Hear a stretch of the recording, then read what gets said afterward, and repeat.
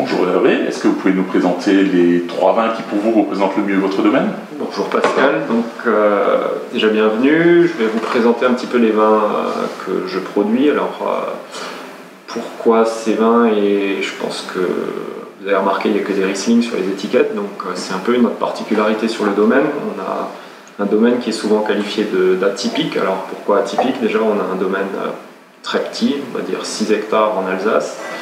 On a un domaine qui est 100% en cépage Riesling, et on a un domaine qui est 100% sur une veine de schiste bleu. Donc c'est la seule veine en Alsace qu'on trouve, elle est ici, elle part d'Albé, elle descend sur notre vallée et revient jusqu'à Andelot.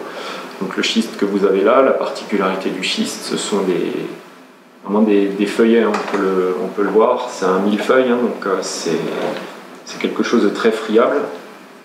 Et donc qui ont souvent cette forme, qui ont été comprimés par la géologie, donc qui forment des vagues.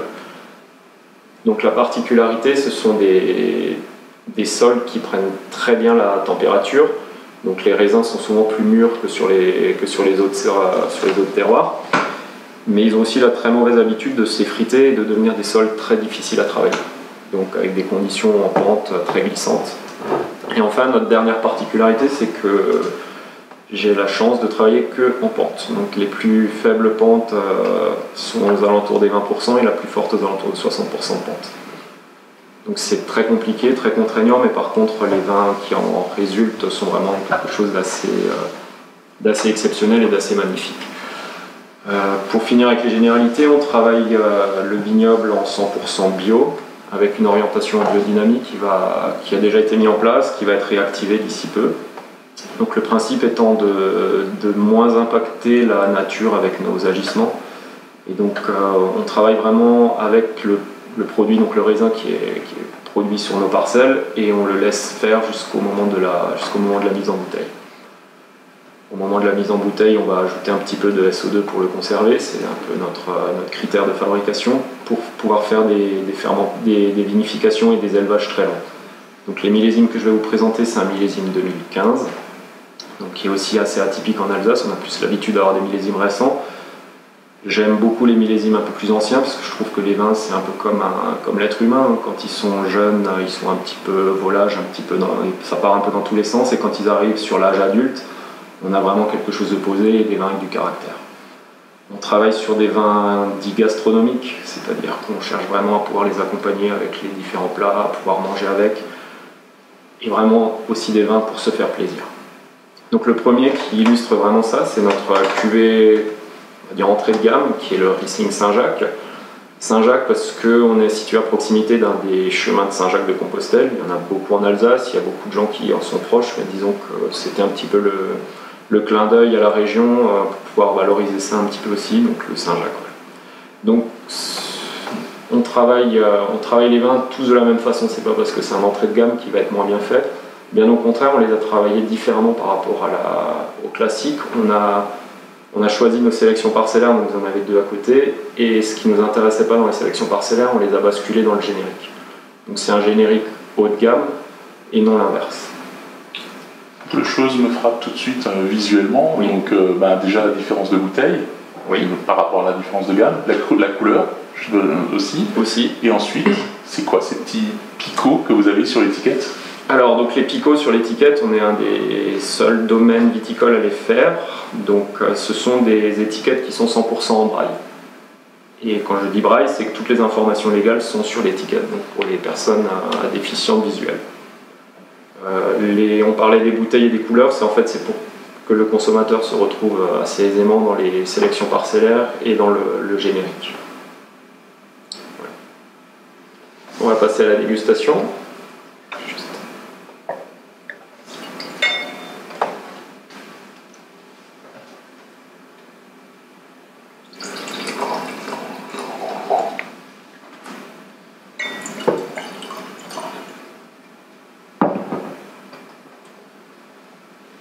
En règle générale, donc, nos vins sont vendangés assez tardivement. L'an dernier, pour la petite histoire, alors que tout le monde commençait fin août, on a commencé fin septembre, on a fini début octobre. Donc c'était déjà assez tôt pour nous.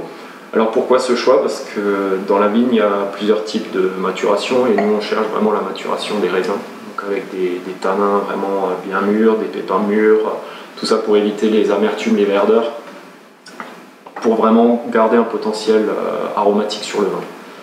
Donc ça se retransmet aussi dans le vin. Vous avez des vins qui ont vraiment du corps, qui ont du gras, qui ont le côté salin un petit peu que transmet le schiste, hein, que vous trouvez chez les autres vignerons et mes collègues du village. Mais nous, on cherche vraiment des vins à fort potentiel de garde et à grande maturité.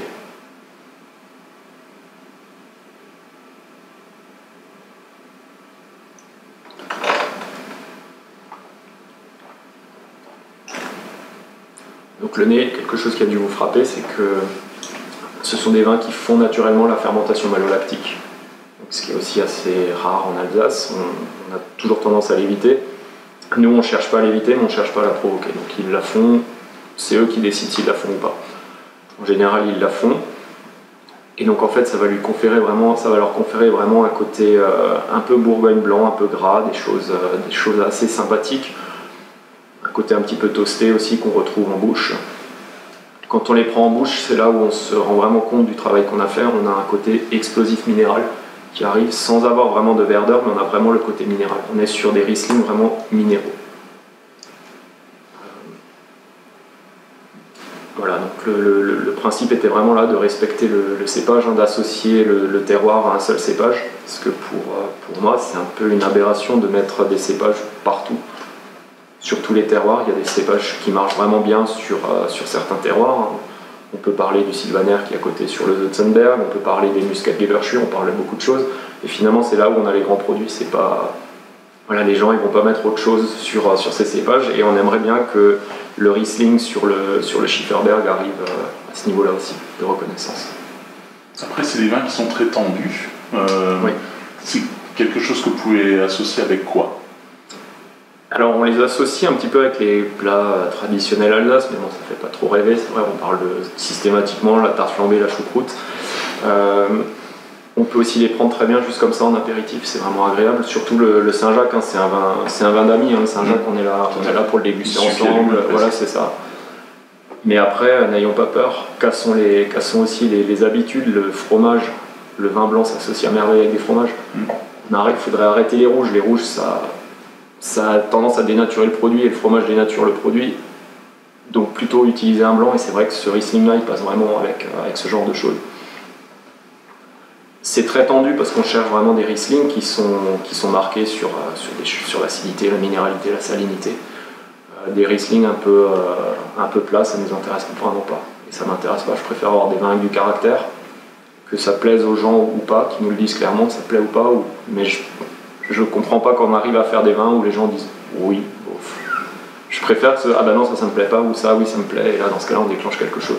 Je vais me faire l'avocat du diable. Est-ce que pour un entrée de gamme 2015, là, sur ce vin précisément, c'est pas encore un peu jeune, paradoxalement? Si. Alors on est un peu jeune, donc on n'a pas l'habitude de les commercialiser si tôt. Là, on ouvre vraiment le millésime 2015. Il va arriver en vente l'année prochaine, donc on a encore un petit peu de maturation, de vieillissement. Pourquoi j'ai choisi 2015? Parce qu'on arrive sur la fin de 2014 aussi, donc les gens auront du mal à trouver du 2014. Après, c'est aussi pour prouver qu'on peut les garder encore plus longtemps. On ouvre en 2015, on se dit on peut le garder. Voilà. On a des 2013 qui étaient magnifiques, on a des 2014 qui étaient vraiment bien aussi. 2015 est très joli. Et pour la petite histoire, 2015 c'est aussi mon premier millésime que j'ai mis en bouteille pour le domaine Schifferkopf. Donc on revient un petit peu dans le clin d'œil de la situation.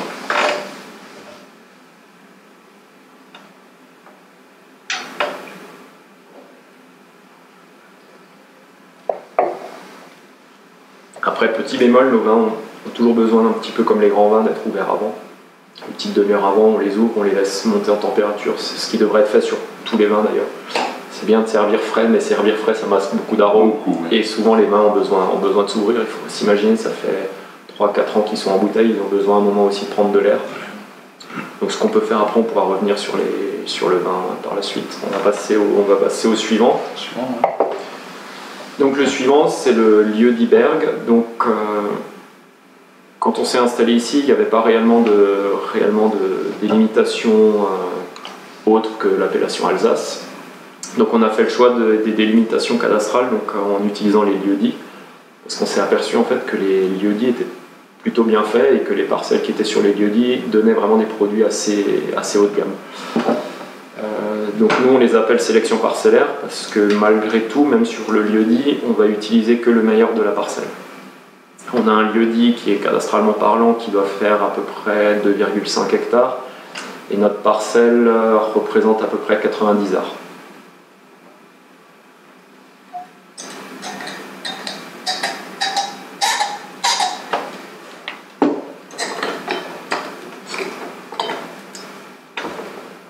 Donc encore une fois, on utilise des bouchons liège naturels pour vraiment respecter le produit. Enfin, c'est notre vision des choses. Hein. D'autres nous diront que les matières synthétiques sont très bien. Nous, c'est vrai que c'est notre vision des choses, c'est d'avoir des produits naturels pour vraiment coller avec notre image des choses.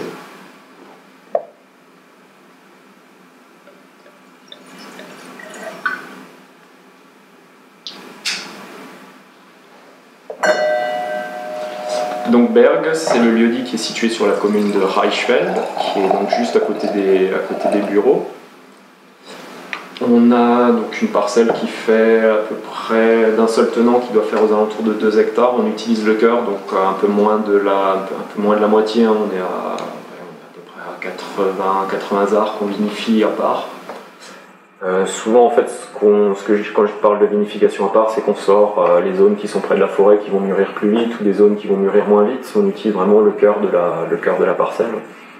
Donc ça veut dire dans les vignes, au moment des vendanges, plusieurs passages. On vendange en caissette de 20 kg. Donc en fait, on a trouvé que les bottiches classiques écrasaient beaucoup plus le raisin, donc il y avait beaucoup plus de jus au fond qui oxydait. Alors c'était pas un problème en soi, mais quand on recherche la qualité et tout ça, on préfère plutôt utiliser des petits contenants à l'image des champenois, à l'image de beaucoup de choses. Après, ça nécessite plus de manipulation. Effectivement, ou de mécanisation, ça dépend comment on se place.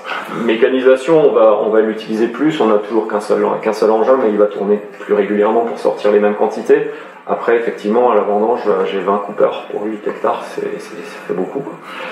Et c'est vrai que les rendements de coupe sont réduits par rapport à ce qu'on peut faire sur d'autres domaines, mais d'un autre côté, on peut aussi mieux cibler ce qu'on recherche et mieux trier, parce que les gens vont réduire en vitesse et vont plus chercher à forcément aller très très vite.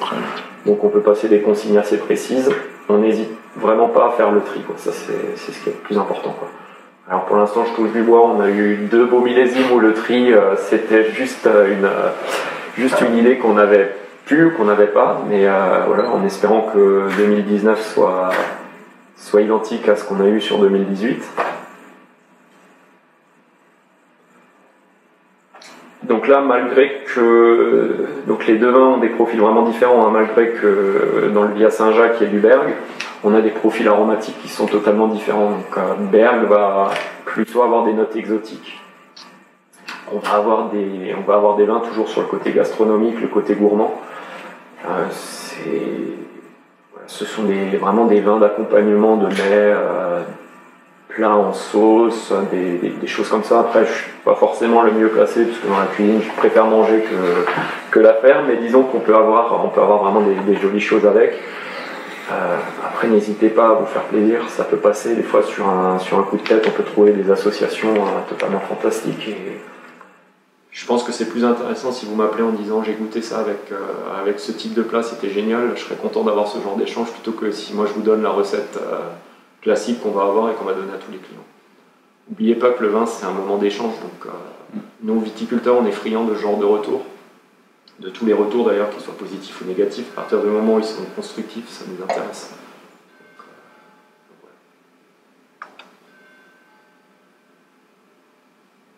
C'est fou parce que le nez, on a la minéralité, mais en même temps on a déjà presque comme une forme de douceur au nez. C'est ça. Par rapport à avant où c'était plus tendu. Alors Berg, c'est pas la parcelle la plus raide, mais elle a vraiment des notes assez exotiques, assez confis. On a vraiment des températures. On a l'impression que le vin est produit dans une autre région, en fait, dans une région très chaude, ce qui n'est pas forcément faux. On a de très grosses températures, de très grosses amplitudes en Alsace, donc ici ça monte assez fort en température. Ça descend bas, mais en été on est vraiment très chaud.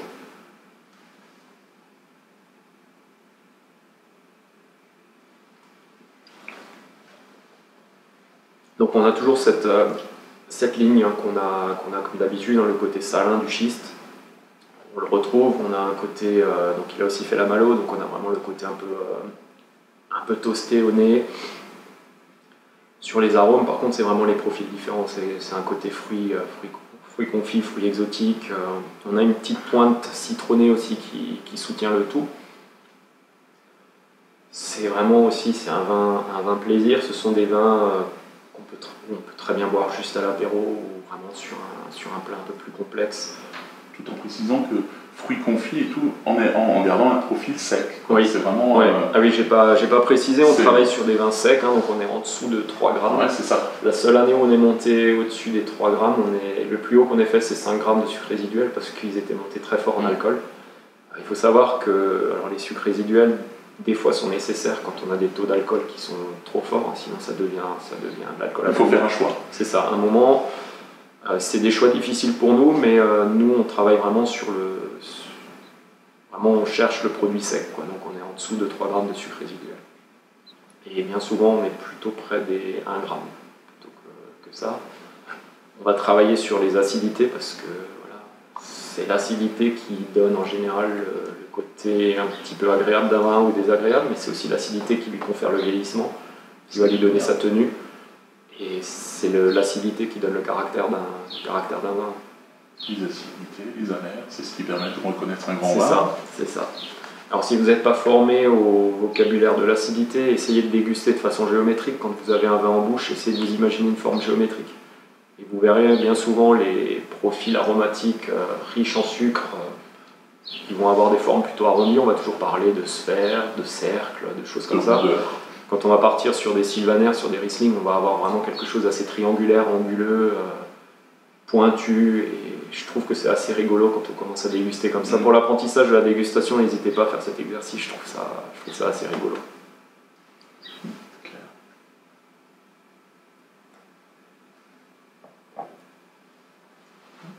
Toujours ce côté beurré, toasté qui est vraiment très très agréable. Alors Berg, c'est un vin assez particulier parce que un peu à l'image d'un muscat, des fois quand on le goûte, on se dit oula, on a raté quelque chose. Et par moment, une fois qu'il est en bouteille, une fois qu'il a atteint son âge de dégustation, il donne vraiment tout ce qu'il a. Et là, on trouve des produits vraiment géniaux. Ensuite, on essaie vraiment de travailler aussi sur des produits atypiques. C'est notre ligne directrice, c'est vraiment de proposer des Riesling un peu différents de ce qu'on peut trouver dans le commerce. C'est le cas. Merci, merci. Le troisième, donc ça c'est le coup de cœur parmi les coups de cœur, parce qu'il fallait faire des coups de cœur pour la vidéo. On fait un coup de cœur parmi le coup de cœur, donc c'est Fels. Alors pourquoi c'est un coup de cœur? Quand on m'a fait visiter le domaine pour me proposer le challenge du poste, on m'a emmené sur Fels, donc qui est sur la commune de Bernardvilliers, une des plus hautes parcelles du secteur. J'ai eu un flash en me disant, punaise, ça c'est magnifique, la parcelle est juste belle. Ensuite, on me l'a fait déguster, on a dégusté Fels 2013, millésime de ma fille, donc forcément, on accentue encore le côté coup de cœur. Et j'étais pas déçu, j'ai vraiment pas été déçu. Alors, par contre, c'est une parcelle qui est assez sauvage, donc elle nous donne bien du fil à retordre, mais c'est vrai que les vins qui en sortent en général sont d'un autre niveau que ce qu'on a, qui est déjà, il faut le dire, assez bon, mais là on est vraiment, pour moi, encore un cran au-dessus. Donc Fels, en alsacien, Fels, c'est le rocher, hein, donc pourquoi appeler ça le rocher? Parce qu'en fait on a 20 cm de terre et ensuite on attaque sur les plaques de schiste. Ça veut dire simplement que les racines, elles sont obligées vraiment de descendre dans les failles laissées par le schiste, donc elles vont avoir du mal, elles ne vont pas être dans l'opulence, elles ne vont pas trouver tout ce qu'elles ont besoin en surface, elles vont devoir vraiment puiser sur le fond. Alors, tout le monde va vous dire, oui d'accord, mais en cas de sécheresse, alors c'est ça ce qui est rigolo, on a eu 2 années très sèches, nos parcelles n'ont quasiment pas souffert du sec. Alors qu'on est sur des sols très compliqués, elles ne souffrent pas du sec. Je pense que ça vient du fait qu'une fois qu'elles ont passé la croûte, elles trouvent des réserves hydriques et des sols un peu plus frais.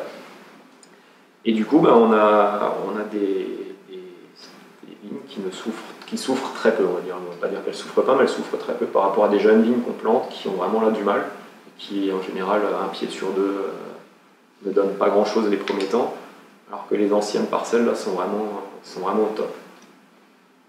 Donc on retrouve toujours notre signature avec l'étiquette en braille.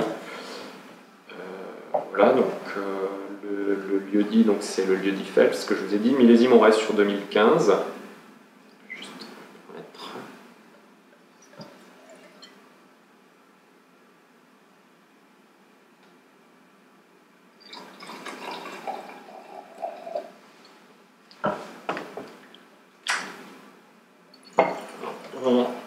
Sur la conduite de la vigne, on va vraiment chercher plutôt des parcelles et des pieds plutôt anciens que de systématiquement arracher, replanter au bout de 20 ans.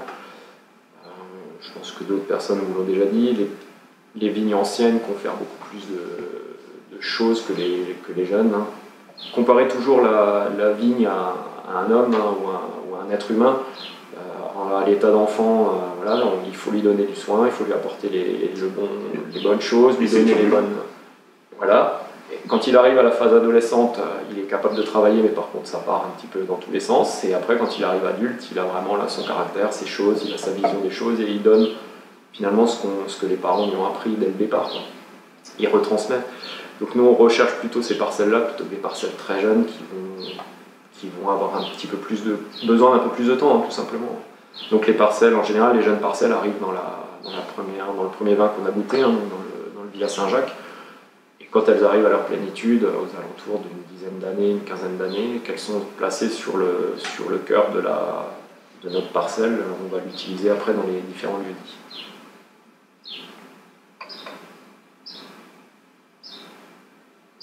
Donc Phelps, c'est une parcelle très solaire, c'est...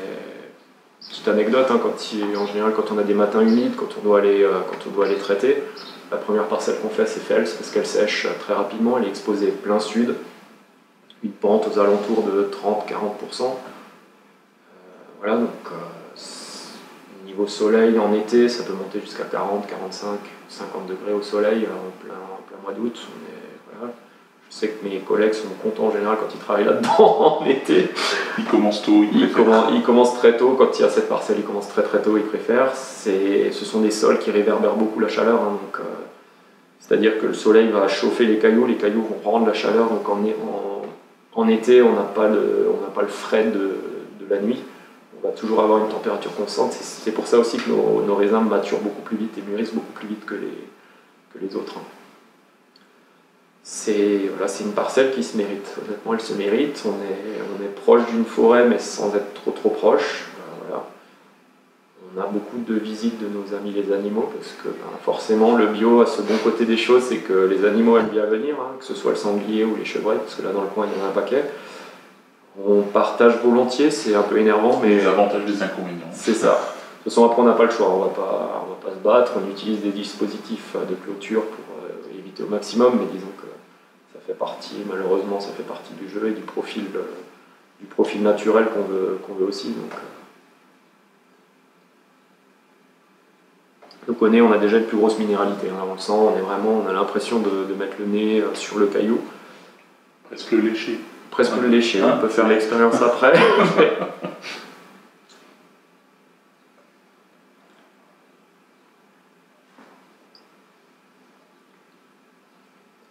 On a vraiment, là on est à la plénitude du Riesling, hein. On a vraiment le côté, on a la grappe en main, on croque dans le fruit, le côté minéral, la salinité qui revient un petit peu, qui fait danser un petit peu les papilles. Pour moi ça c'est vraiment un grand vin. On est toujours sur cette ligne directrice très droite, très tendue, quelque chose de cristallin, on est propre. Hein. Ça claque. Ça claque. Alors je disais, on n'intervient pas, il ne faut pas croire qu'en cave on laisse tout faire. Hein.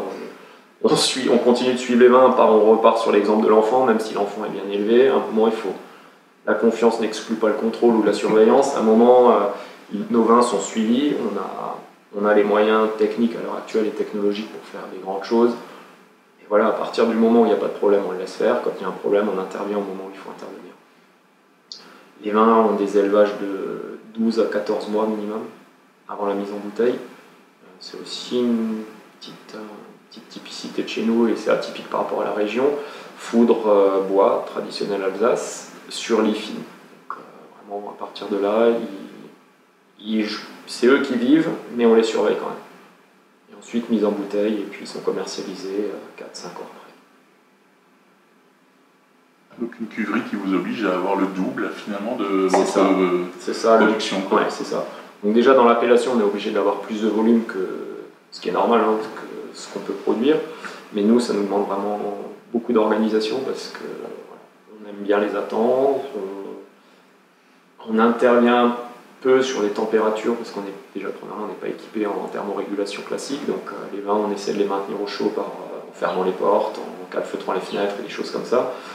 En général, ils s'arrêtent de fermenter pendant la phase hivernale et ils vont recommencer là par les beaux jours. Bon, là, le froid est à nouveau revenu, donc ça va être un peu moins ça, mais je pense que d'ici 15 jours, 3 semaines, ils vont repartir. Et voilà, donc on va les laisser faire, on va les suivre, on va les déguster très régulièrement. C'est un peu le côté pénible, hein. On déguste tout le temps, toutes les semaines. Il y a des métiers comme ça. Il y a des métiers difficiles, on nous envie un petit peu pour ça. Voilà, ensuite, donc, ils sont vraiment en état fermentaire quasiment jusqu'au plus long, jusqu'au moment où on décide qu'ils sont secs, qu'ils sont finis. Là, on les arrête, on les soutire et on les mettra dans une cuve un peu plus tranquille. Et après une mise en bouteille, en général, avant les grands froids de l'hiver suivant. Donc, pour la petite anecdote, on a mis en bouteille début décembre les 2017. Donc début décembre 2018, on a mis les 2017 en bouteille. Donc voilà, ça fait sourire tout le monde, mais pour nous, ça semble normal. Un rythme naturel. Un rythme naturel, c'est ça, on ne brusque pas les vins. Et je pense que finalement, la qualité, c'est pas juste un élément, c'est une somme d'éléments. Et de plus en plus, les gens s'en rendent compte et travaillent sur l'intégralité de la chose. Avant, on se disait, on peut ramener n'importe quel raisin en cave, on en fera quelque chose de bien. Finalement, on s'est rendu compte que même le meilleur des dégustateurs et des vinificateurs, si on lui ramenait un raisin bas de gamme, au pire, il faisait quelque chose de bien. Et quand on veut quelque chose de très bien, il faut contrôler tout et il faut être bon partout. Et tout ou rien, c'est ça. Et on travaille vraiment sur ça, on essaie de maîtriser, petit à petit, on essaie vraiment de maîtriser tous les éléments de la chaîne. On commence à y arriver, on a vraiment des produits qui nous ressemblent et quelque chose qui est vraiment très intéressant. Des vins avec du caractère. Ok.